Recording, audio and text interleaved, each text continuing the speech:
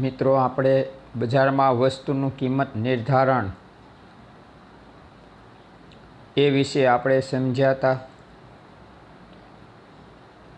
ફરીવાર એકવાર એની ઉપર નજર ફેરવી લઈએ, કારણ કે થોડોક ધ્યાન નહીં આપો તો અઘરું પડશે. મહત્ત્વની આકૃતિ છે. કિંમત નિર્ધારણ એટલે બજારમાં માંગ થતી અને વેચાતી વસ્તુ કે સેવાની કિંમતો કેવી રીતે નક્કી થતી હશે તેની સમજૂતી. તો આ બાબતને અહીંયા કિંમત નિર્ધારણના અર્થના સ્વરૂપમાં રજૂ કરવામાં આવી છે. બજારમાં બે પરિબળો છે, માંગ અને પુરવઠો, એટલે કે ઉત્પાદક અને ગ્રાહક. ઉત્પાદક બજારમાં વસ્તુનો પુરવઠો મૂકશે, એટલે વસ્તુનું વેચાણ કરશે, અને ગ્રાહકો બજારમાં વસ્તુની માંગ કરશે. તો આ રીતે બજારમાં થતી માંગ અને વસ્તુ જે વેચાતી હોય એની કિંમત કેવી રીતે નક્કી થાય એ બાબતની સમજૂતી એટલે કિંમત નિર્ધારણ તરીકે ઓળખીએ. ચીજવસ્તુ કે સેવાની કિંમત માંગ અને પુરવઠાના પરિબળો દ્વારા નક્કી થાય છે. તેને કિંમત નિર્ધારણની પ્રક્રિયા કહે છે. કોઈ એક બાબત છે દ્વારા કિંમત નક્કી ન થાય. માંગ એકલી કિંમત નક્કી ન કરી શકે કે ન બજારનો પુરવઠો, પરંતુ બંને જ્યારે એક સાથે હોય ત્યારે વસ્તુની કિંમત નક્કી થતી હોય છે. માનો કે બજારમાં વસ્તુની માંગ વધુ છે અને પુરવઠો ઓછો છે, તો આપોઆપ કિંમત નક્કી થશે કે ભાઈ પુરવઠો ઓછો છે અને માંગ વધુ છે, એટલે વસ્તુની ઊંચી કિંમત ચૂકવવાની રહેશે. તો બીજી તરફ વસ્તુની માંગ ઓછી હોય અને પુરવઠો વધુ હોય તો સામાન્ય રીતે વસ્તુની કિંમત નીચી ચૂકવવી પડે, કારણ કે ઉત્પાદકો એ આવી વસ્તુઓનું વેચાણ કરવા તૈયાર થાય, પણ ગ્રાહક એની માંગ કરવા તૈયાર નથી ઝાઝી, તો એની કિંમત નીચી રાખવી પડે. તો આ રીતે અહીંયા માત્ર માંગ અને માત્ર પુરવઠા દ્વારા વસ્તુની કિંમત નિશ્ચિત થઈ શકશે નહીં. બરાબર. એટલા માટે થઈને આપણે શું કરવું પડે? માંગ અને કિંમત, માંગ અને પુરવઠા બંને પરિબળોને ધ્યાનમાં લઈ અને એની કિંમત નક્કી કરવી પડતી હોય છે. અહીંયા વસ્તુની માંગ, પુરવઠો અને તેની આંતરક્રિયા કેવી રીતે વસ્તુની કિંમત નક્કી કરે તે આપણે આકૃતિ દ્વારા સમજી શકાય. દરેક અર્થતંત્રમાં અછતની સમસ્યા છે. વસ્તુઓના ઉત્પાદનમાં વધારતા સાધનોની અછત હોવાથી તે વૈકલ્પિક ઉપયોગ ધરાવતા હોવાથી તેની પસંદગી કરવી પડે છે. વસ્તુઓના ઉત્પાદનમાં જે સાધનો વપરાય, ઉપયોગમાં લેવાય છે તેની અછત હોય અને તે વૈકલ્પિક ઉપયોગ ધરાવતા હોય છે. વૈકલ્પિક ઉપયોગ એટલે કે એક સાધનનો એક નહીં અનેક ઉપયોગ થઈ શકે. અગાઉ મેં તમને એ માટે જમીનનું ઉદાહરણ આપ્યું હતું કે ભાઈ જમીન ઉપર શાળા બનાવી શકાય, મંદિર કે મસ્જિદ બનાવી શકાય, બગીચો બનાવી શકાય, ખેતી કામ થઈ શકે. બરાબર. જેમાંથી વધુ ઉપજ મળે જમીનનો માલિક એની પસંદગી કરે. આથી કહેવાય જમીન એ વૈકલ્પિક ઉપયોગ ધરાવતું સાધન છે. જેમાંથી વધુ કમાણી મળે એ ઉપયોગમાં લેવાય છે જમીનને.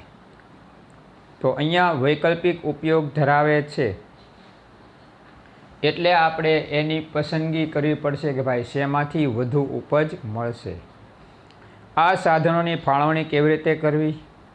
આ સમસ્યાનો ઉકેલ બજારમાં પ્રવર્તતી કિંમત દ્વારા આવે છે.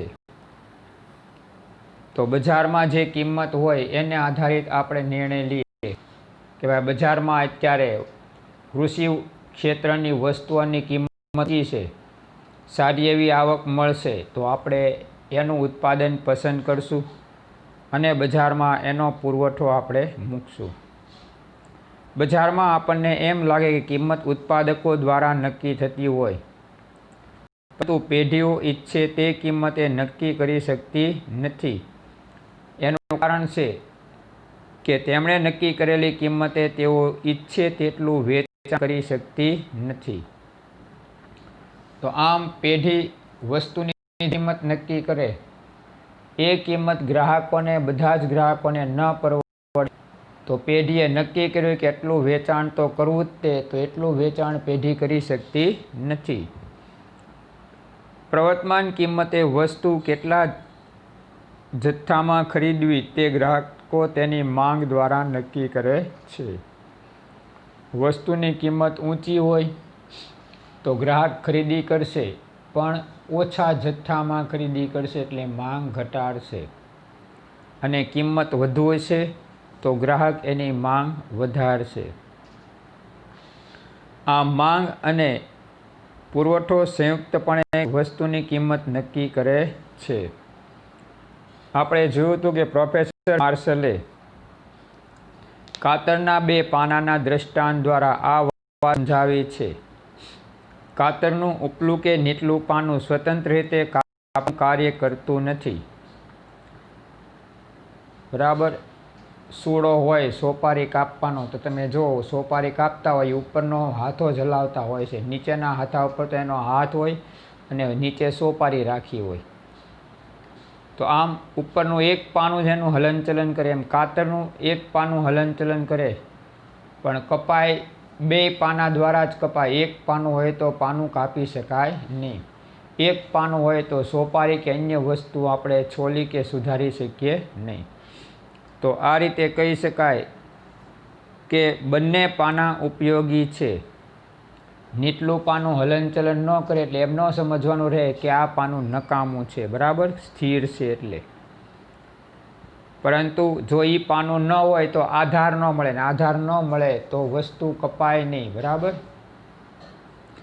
જે રીતે કાપવાની પ્રક્રિયા માટે કાતરના બંને પાના જરૂરી છે, તેમ કિંમત નિર્ધારણ માટે માંગ અને પુરવઠો બંને અનિવાર્ય છે. આમ કાતરના જેમ 2 પાના મહત્ત્વના છે કાગળ કાપવા માટે, એમ કિંમત નિર્ધારણ માટે મેં અગાઉ તમને કીધું કે માંગ અને પુરવઠો 2 મહત્ત્વના છે. એકલી માંગ કે એકલો પુરવઠો વસ્તુની કિંમત નિર્ધારિત કરી શકશે નહીં. અમુક કિંમતે બજારમાં વસ્તુની કુલ માંગ અને કુલ પુરવઠો સરખા થાય ત્યારે સમતુલા છે તેમ કહેવાય. આ સમતુલા અમુક સમયે અમુક સંજોગોમાં પ્રાપ્ત થાય છે. સમય સંજોગો બદલાતા તેમાં વિક્ષેપ પડે છે અને આંતરક્રિયાને અંતે સમય જતાં પુનઃ સમતુલા થપાય છે. વસ્તુની સિઝન હોય ત્યારે કિંમત ઘટતી જાય, કારણ કે બજાર પુરવઠો એનો વધતો જાય. શિયાળામાં શાકભાજી ઢગલાબંધ આવશે તો એની કિંમત પુષ્કળ ઘટી જશે એકાદ મહિનામાં, 15 દિવસમાં. વળી ઉનાળો આવશે એટલે શાકભાજી મળતા ઓછા થતા જશે, કારણ કે જેની પાસે પિયત હશે, જોકે આ વખતે વરસાદ છે એટલે વાંધો ન આવે, પણ જેની પાસે પાણી હશે, જે ખેડૂતોની પાસે પાણીની વ્યવસ્થા હશે, કૂવામાં, ડંકીમાં, નહેર દ્વારા, તો એ લોકો પાકનું ઉત્પાદન કરી શકે. અને શિયાળામાં પાછા અમુક જ પાક લેવાય એટલે શાકનું પ્રમાણ ફરી જાય, ત્યારે બીજા શાક આવવા માંડે. અમુક જમીનમાં અમુક શાક ન પણ થાય, બરાબર. તો આમ એ પરિસ્થિતિને કારણે ઉનાળામાં પાછી શાકની કિંમત વધતી જાય. તો આ રીતે અહીંયા અમુક વસ્તુની કિંમત વધે, અમુકની ઘટે. એક સમયે સમતુલા પ્રાપ્ત થાય, માંગના પ્રમાણમાં પુરવઠો અસ્તિત્વમાં આવી જાય એટલે કિંમત સમતુલા પ્રાપ્ત કરશે. આપણને અહીંયા આકૃતિ અને અનુસૂચિ આપી જ છે. એ માટે કિંમત આપી છે 10, 20, 30, 40, 50. માંગ આપણે વિરુદ્ધથી લેવાની છે 1000, 800, 600, 400, 200, કારણ કે કિંમત વધે માંગ ઘટતી જાય એટલે પુરવઠો અને કિંમત સમાન લેવાના, બેયમાં વધારો. 10 તો 200, 20 તો 400, 30 600, 40 800, 50 તો 1000. બરાબર. તો માંગ અને પુરવઠા બે વિરુદ્ધમાં લેવાના. અહીંયા આકૃતિમાં આપણે જોઈએ કે ભાઈ OX ધરી ઉપર વસ્તુની માંગ અને પુરવઠો બે દર્શાવ્યા છે અને OY ધરી ઉપર વસ્તુની કિંમત દર્શાવેલી છે. તો આકૃતિમાં DD વસ્તુની માંગ રેખા છે અને SS વસ્તુની પુરવઠા રેખા છે. બંને એકબીજાને E બિંદુએ છેદે જ્યાં તેની EQ કિંમત એટલે કે ₹30 નક્કી થાય છે. આ કિંમતે વસ્તુની માંગ અને પુરવઠો QQ જેટલા એટલે કે 600 કિલોગ્રામે સરખા થાય છે. અહીંયા સમતુલા સ્થપાય છે એટલે એને EQ કિંમત સમતુલાની કિંમત તરીકે ઓળખશું. તો અહીંયા જો EQ કિંમત એટલે કિંમતથી લંબાઈ ધરાવવાની છે આપણે, બરાબર. 600થી ઉપરના ભાગમાં તમે જો કિંમત ઉપરના ભાગમાં જાય છે એટલે EQ કિંમત એને કહેવામાં આવશે. તો EQ કિંમત નિર્ધારણ થઈ. OQ એ વસ્તુની માંગ અને પુરવઠો છે તો એ સમતુલા ધરાવશે અહીંયા, બરાબર. તો આ રીતે અહીંયા EQ કિંમતે વસ્તુની કિંમત અને માંગ પુરવઠો સરખા એટલે સમતુલા છે. હવે કિંમત ઘટીને ₹30 એટલે કે EQ કરતાં વધે, આગળ ઉપર જઈએ તો ₹40 થાય. તો આકૃતિમાં દર્શાવ્યા મુજબ વસ્તુની માંગ 600 કિલોગ્રામમાંથી ઘટીને 400 કિલોગ્રામ એટલે કે ક્યાં આવશે? B બિંદુએ આવશે, બરાબર. તો આ રીતે 400 કિલોગ્રામ માંગ થઈ જશે અહીંયા અને એનો પુરવઠો ક્યાં પહોંચશે? તો કે પુરવઠો એનો માંગ કેટલી થઈ? તો કે 400. પુરવઠો કેટલાએ જશે? તો કે 800 એ જશે, બરાબર. કારણ કે કિંમત વધી છે એટલે પુરવઠો વધવાનો. તો એ આપણે અહીંયા જુઓ તો C બિંદુએ થશે અને માંગ A બિંદુએ પહોંચી, બરાબર, ઘટીને. તો અહીંયા AC બિંદુ આપણને એમાં મળશે. હવે કોઈ કારણસર વસ્તુની કિંમત ઘટીને ₹20 થઈ, બરાબર. તો પુરવઠો ઘટીને કેટલા થશે? તો કે 400 એકમ થઈ જશે. કારણ કે કિંમત ઘટી તો ઉત્પાદકનો નફો ઘટશે એટલે પુરવઠામાં એ શું કરશે? ઘટાડો કરશે. અને કિંમત ઘટી છે તો માંગ ક્યાં પહોંચશે? 800 એકમે પહોંચશે માંગ, બરાબર. તો અહીંયા જો D બિંદુએ આપણને 800 એકમ માંગ મળશે અને B બિંદુએ આપણને પુરવઠો મળશે 400 એકમ, બરાબર.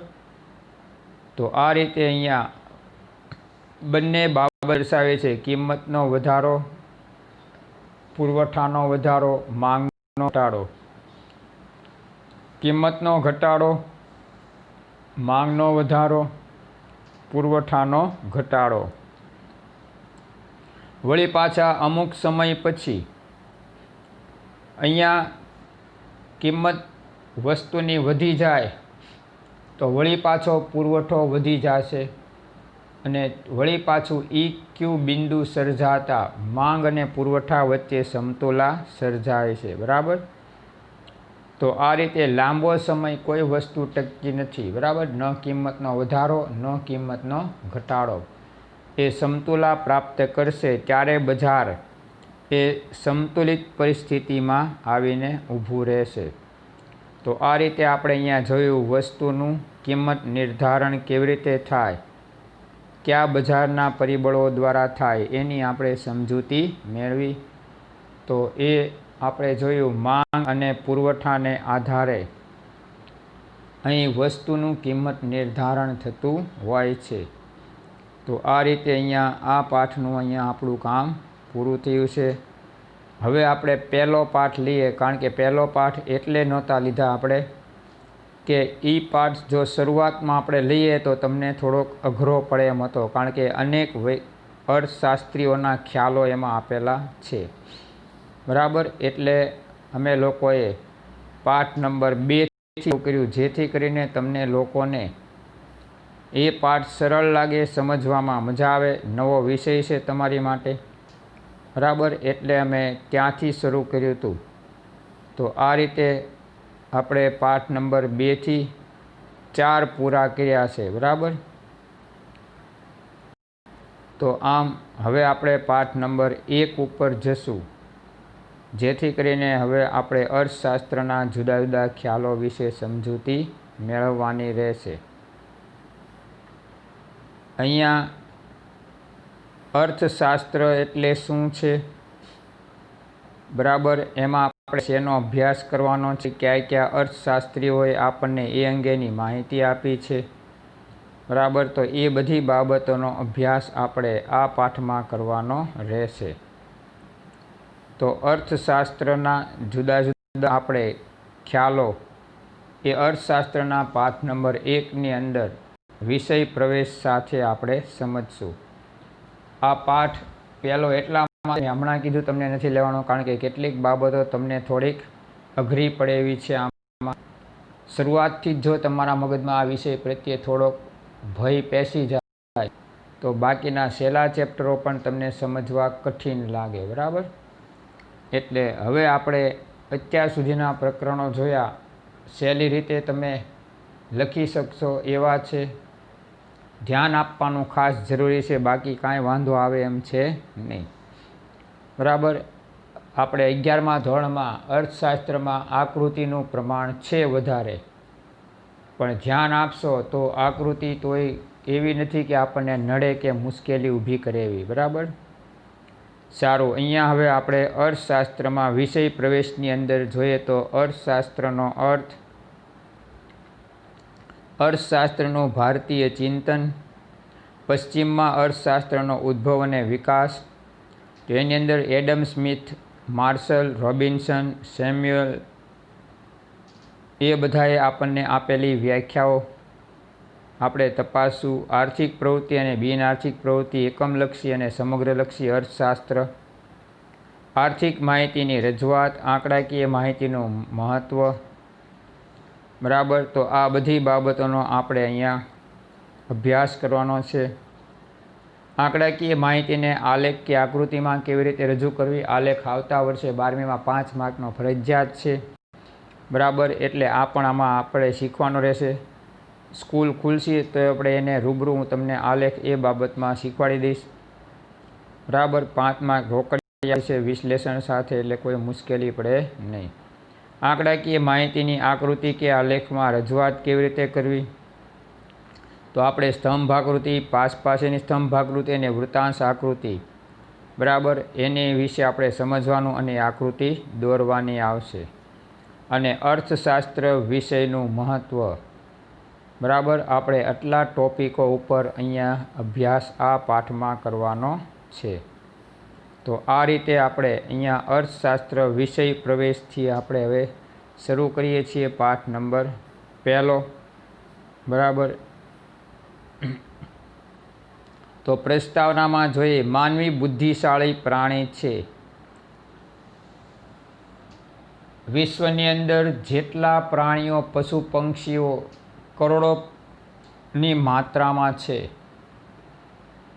પણ એ બધા કરતાં સૌથી વધુ ઈશ્વરે બુદ્ધિ મનુષ્યને આપી છે એમ કહેવાય છે. તેથી તે પોતાની આસપાસની પરિસ્થિતિનું વિશ્લેષણ કરી શકે છે. આપણે બહાર નીકળીએ ત્યારે હવામાન, વરસાદ, ચોમાસું હોય ત્યારે બધું ચેક કરી લે, ભાઈ વરસાદ એવું વાતાવરણ નથી ને. બરાબર, તો આપણે એ પરિસ્થિતિમાં નીકળીએ. વરસાદ ન આવે એવું હોય તો આપણે એ પરિસ્થિતિમાં નીકળીએ. તો આમ આપણે આસપાસની પરિસ્થિતિનું વિશ્લેષણ કરી શકીએ છીએ. અને એને આધારે આપણે વર્ગીકરણ કરશું કે ભાઈ કઈ પરિસ્થિતિ છે તો શું નિર્ણય લેવો. માનવ જીવન સુખરૂપ ચાલે તે માટે તેણે વ્યવસ્થાઓ ઊભી કરી છે. આપણું જીવન સુખરૂપ ચાલે માટે આપણે અનેક વ્યવસ્થાઓ ઊભી કરી છે. બજાર બનાવ્યા, ઉત્પાદન ક્ષેત્રો બનાવ્યા, વેપારી ક્ષેત્રો બનાવ્યા, બરાબર. એવી જ રીતે આપણા સામાજિક સંગઠનો બન્યા. આમ અનેક વસ્તુઓ આપણે આપણા સુખ માટે ઊભી કરી છે. જેમ કે સમાજ વ્યવસ્થા, રાજ્ય વ્યવસ્થા અને અર્થવ્યવસ્થા. સમાજ વ્યવસ્થા એટલે કે આપણે જે જ્ઞાતિમાં, જે સમાજમાં રહીએ છીએ એના દ્વારા આપણો વિકાસ થાય, આપણા સંપર્કો વધે અને આપણી સાથે અન્ય વ્યક્તિઓ જોડાય એવી વ્યવસ્થા એ સમાજ વ્યવસ્થા છે. રાજ્ય વ્યવસ્થા દેશનું શાસન ચલાવવા માટે, બરાબર, એ આપણે રાજ્ય વ્યવસ્થા અસ્તિત્વમાં લાવ્યા. અને અર્થવ્યવસ્થા નાણાકીય બાબતોને આપણે આપણા ચલણમાં ઉપયોગમાં લેવા, એના પર વિશ્વાસ ટકાવવા, આર્થિક લેવડ દેવડ કરવા, બરાબર. તો આવી અર્થવ્યવસ્થા આપણે ઊભી કરી છે. આ વ્યવસ્થાઓને સમજવા માટે, તેને પેઢી દર પેઢી ચલાવવા માટે તથા વ્યવસ્થામાં ઊભા થતા પ્રશ્નો અને સમસ્યાઓના માટે માણસે વિવિધ શાસ્ત્રોની રચના કરી છે. આ બધી વ્યવસ્થાઓ એ આપણી માટે છે. તો એને પહેલાં સમજાવવી પડે બધાને, બધા એને સમજવી પડે. પેઢી દર પેઢી આ વ્યવસ્થા જળવાઈ રહે અને એમાં જો કોઈ પ્રશ્ન ઊભા થાય તો એનો ઉકેલ પણ લાવી શકાય. એ માટે આપણે વિવિધ શાસ્ત્રોની રચના કરી છે અને આ શાસ્ત્રો દ્વારા જ આપણે આ બધા પ્રકારની વ્યવસ્થાને વ્યવસ્થિત રીતે, પદ્ધતિસર રીતે અમલમાં મૂકી શકીએ છીએ. આદિયુગમાં માણસ કેટલાક પ્રશ્નો અને સમસ્યાઓનો ઉકેલ લડાઈ કે યુદ્ધ દ્વારા લાવતો, પણ સમાજના વિકાસ સાથે તે સમસ્યાઓનો ઉકેલ શસ્ત્રો દ્વારા લાવવાને બદલે શેના દ્વારા લાવે? હવે શાસ્ત્રો દ્વારા, બુદ્ધિપૂર્વકની ગણતરીઓ દ્વારા લાવતો થયો. ભારત અને ચીન વચ્ચે ભલે અત્યારે આપણે યુદ્ધ જેવી પરિસ્થિતિ સર્જાય, બંને દેશોએ બોર્ડર ઉપર લદ્દાખ ક્ષેત્રની અંદર પોતપોતાના સૈન્યોની ગોઠવણી કરી, ભારે શસ્ત્રો ગોઠવ્યા, પણ બંને દેશને ખબર છે કે યુદ્ધ છે એ બધા માટે હાનિકારક છે, કારણ કે દેશનું અર્થતંત્ર અનેક ખર્ચાઓમાં ડૂબી જાય, બરાબર. તો આ પરિસ્થિતિને નિવારવા આપણે શાસ્ત્રોનો ઉપયોગ કરશું. આપણે કયો કિમિયો અપનાવ્યો? તો કે ચીની વસ્તુઓ ઉપર મોટા ભાગે પ્રતિબંધ લાવી દીધો. એટલે ચીનના અર્થતંત્રમાં આપણે ત્યાંથી આવતી અબજો રૂપિયાની વસ્તુઓ છે, બરાબર, એ વસ્તુઓનું અહીંયા વેચાણ અટકે એટલે તરત જ એને વેપારિક ફટકો પડે ને વેપારિક ફટકો પડે એટલે એના અર્થતંત્ર ઉપર આર્થિક અસર એની વધુ ઉદ્ભવે.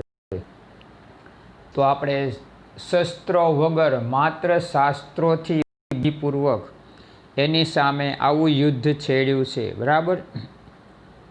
અર્થશાસ્ત્ર આ રીતે માનવીની આર્થિક સમસ્યાઓના ઉકેલ માટે તથા માનવીના આર્થિક વર્તનનો અભ્યાસ કરતું શાસ્ત્ર છે. આપણા સમાજની અંદર અનેક આર્થિક સમસ્યાઓ સર્જાતી હોય છે અને માનવીના આર્થિક વર્તનો પણ એને કારણે ફેરફાર પામે છે. તો આ પરિસ્થિતિ નિવારવા માટે અર્થશાસ્ત્રનો આપણે ઉપયોગ કરીએ છીએ કે ક્યારેક કેવી સમસ્યા આવે તો એનો કેવી રીતે ઉકેલ લાવો, બરાબર. તમે જો અર્થતંત્ર આપણું માર્ચ મહિનાથી થોડુંક ડગમગી ગયું, મોટા ભાગે વિશ્વના અર્થતંત્રો કોરોનાને કારણે અર્થવ્યવસ્થા બધાની છિન્ન ભિન્ન થવા લાગી. ઉદ્યોગ ધંધા રોજગાર બધું બંધ થઈ ગયું હતું, કારણ કે એક તરફ માનવીના જીવનું મહત્ત્વ હતું, બરાબર, રોગનો ફેલાવો અટકાવવાનો હતો. પણ પછી ધીમે ધીમે જેમ જેમ રોગ કાબૂમાં આવતો ગયો એમ આપણે લોકડાઉન અનલોક કરતા ગયા અને ધીમે ધીમે આર્થિક પ્રવૃત્તિઓ પાછી હતી એમ ધીમે ધીમે પાછી ચાલુ કરતા ગયા. તો આવા સમયે જે આર્થિક પરિબળોએ આપણને મુશ્કેલીમાં મૂક્યા એનો હલ કરવા સરકારે અનેક પગલાઓ લીધા. ગરીબોને, મધ્યમ વર્ગને સસ્તા દરે અને મફતમાં અનાજ પૂરા પાડ્યા. બરાબર. સામાજિક સંસ્થાઓએ બધાને જમવાનું મફતમાં પૂરું પાડ્યું. બરાબર. સામાજિક સંસ્થાઓએ ગરીબોને કીટ આપી છે, બધા અનાજની ને બધી. તો આવી પરિસ્થિતિ નિવારવા માટે અનેક પ્રકારના પગલાઓ લેવાયા છે અને ત્યારે આપણું વર્તન એ પ્રકારનું રહ્યું છે કે સમસ્યાને ઉકેલવાની છે, બધાએ ભેગા મળીને ઉકેલવાની છે અને એ માટેના સતત પ્રયત્નો થયા હતા. તો આ બધી બાબતોનો અભ્યાસ કરતું શાસ્ત્ર એ અર્થશાસ્ત્ર તરીકે આપણે એને ઓળખીએ છીએ. અર્થશાસ્ત્રનો અર્થ. અર્થશાસ્ત્ર શબ્દનો સાદો અર્થ છે અર્થનું શાસ્ત્ર. અર્થ એટલે આપણી દૃષ્ટિએ નાણું. અહીંયા અર્થશાસ્ત્રની દૃષ્ટિએ આપણે એને નાણાં તરીકે ઓળખીએ છીએ. સંસ્કૃત શબ્દ અર્થ પરથી આ શબ્દ ઉતરી આવ્યો છે. સંસ્કૃતમાં અર્થ શબ્દના અનેક અર્થ છે, જેમાંનો એક ઉદ્દેશ, કશુંક મેળવવું, જે આધુનિક આર્થિક અર્થને સાથે વધારે સુસંગત ગણી શકાય. ઉદ્દેશ, કશુંક મેળવવું. તો કશુંક મેળવવું તો શું? આપણે બધાએ પહેલું તો એમ જ કહીએ ભાઈ પૈસા જોવે, કારણ કે પૈસા વિના આપણે એક ડગલું આગળ વધી શકવાના નથી. તો આમ ઉદ્દેશ આપણો એવો છે કશુંક મેળવવું એટલે આર્થિક વ્યવહારો માટે આપણી પાસે આર્થિક બાબતો હોવી જોઈએ, નાણાકીય બાબતોની વ્યવસ્થા હોવી જોઈએ. તો આધુનિક આર્થિક અર્થ સાથે આ વધુ સુસંગત છે. બરાબર. અંગ્રેજી શબ્દ છે ઇકોનોમિક્સ. ગ્રીક શબ્દ ઓઇકોનોમિક્સ ઉપરથી ઉતરી આવેલો છે. ઇકોનોમિક્સ શબ્દ કોની ઉપરથી? તો કે ગ્રીક શબ્દ ઓઇકોનોમિક્સ પરથી ઉતરી આવેલો છે. આ બધા નીચે લાઈન કરતા જવાની. ઓબ્જેક્ટિવમાં ટૂંકા પ્રશ્નમાં પૂછી શકશે. ગ્રીસ એ પ્રાચીન સમયની અંદર એ કયા અર્થમાં ઉપયોગમાં લેતું એ આપણે આમાં જોઈએ. તો પ્રાચીન ગ્રીસમાં ઘરવખરી, સરસામાન કે જે વ્યક્તિગત માલિકીનો હોય છે તેને ઓઇકોસ કહેતા અને આ ઘરના સરસામાનનું વ્યવસ્થાપન કરવાની રીતને નોમસ તરીકે ઓળખવામાં આવતું હતું. તો આમ આપણી માલિકીની વસ્તુઓ ને આપણે વ્યવસ્થિતતાપૂર્વક એની ગોઠવણી કરીએ, જાળવણી કરીએ તો એને ઓઇકોનોમિક્સ તરીકે એ સમયે ઓળખવામાં આવતું હતું. બરાબર. તો આ રીતે આ ગ્રીક શબ્દ ઉપરથી ઉતરી આવેલો શબ્દ ઇકોનોમિક્સ છે એ હાલમાં આપણે અભ્યાસમાં લઈએ છીએ અને એના દ્વારા આપણે હવે એને અર્થશાસ્ત્ર તરીકે અભ્યાસમાં લીધો, જે આપણા જુદા જુદા આર્થિક વ્યવહારોને, આર્થિક પરિસ્થિતિને ધ્યાનમાં લઈને આપણને એ બાબતની તમામ પ્રકારની સમજૂતીઓ પૂરી પાડે છે. તો અર્થતંત્રના આર્થિક માળખા સાથે જોડાયેલી બાબત એ આપણું અર્થશાસ્ત્ર અને અર્થશાસ્ત્ર એ આપણા અર્થતંત્રની મહત્ત્વની બાબત એટલા માટે છે કારણ કે કોઈપણ દેશની ઇકોનોમિક એટલે આર્થિક બાબતો, અર્થશાસ્ત્રની બાબતો કેવી છે એ જાણવા માટે એની અંદર કેવા પ્રકારની સમસ્યા છે, એ સમસ્યાનો ઉકેલ અર્થતંત્રમાં કેવી રીતે આવે છે, વિશ્વના દેશો સાથે એની કેવી હરીફાઈ, કેવી પરિસ્થિતિ છે, તો આ બધી બાબતોની સમજૂતી આપણને અર્થશાસ્ત્ર દ્વારા જ મળશે અને એના દ્વારા જ આપણે કોઈપણ દેશની આર્થિક પરિસ્થિતિનું સાચું માપન કરી શકશું. બરાબર. તો આ રીતે અર્થશાસ્ત્રનો આપણે આમાં અર્થ જોયો આગળના પીરિયડમાં હવે પછી આપણે એમાં વધુ ડિટેલમાં જશું, ત્યાં સુધી એટલું વાંચજો.